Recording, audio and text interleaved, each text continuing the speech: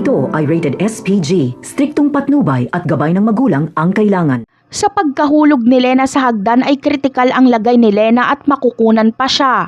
Mawawala ang kanyang ipinagbubuntis.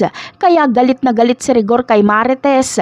Kahit anong paliwanag ni Marites ay hindi siya paniniwalaan ni Rigor na hindi niya itinulak si Lena. Wala kasing ibang tao sa lugar na yun kundi si Lena at Marites lang, kaya walang nakakita sa tunay na pangyayari.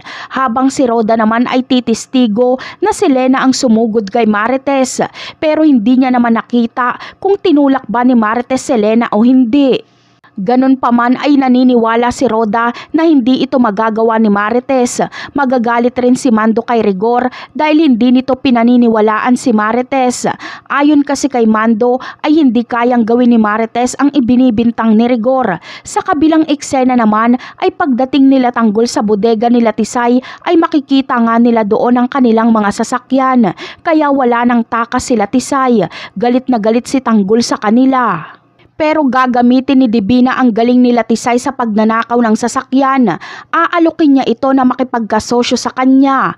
Ang plano ni Divina ay kapag makabenta sila ng mamahaling sasakyan ay agad itong kakarnapin nila Tisay doon sa nakabili at ibabalik ulit kila Divina. Gagawan agad nila Divina ng bagong papel at iibahin ang kulay para hindi makilala. 50% ang hatian nila Divina at ng grupo ni Tisay. Payag sila Tisay dito dahil easy money ito.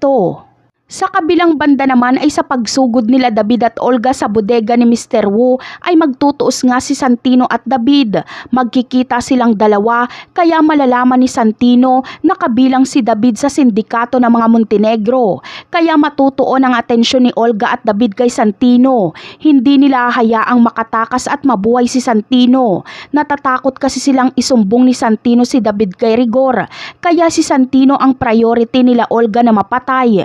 Kaya abangan na lang natin kung mapapatay nga nila si Santino. Bye!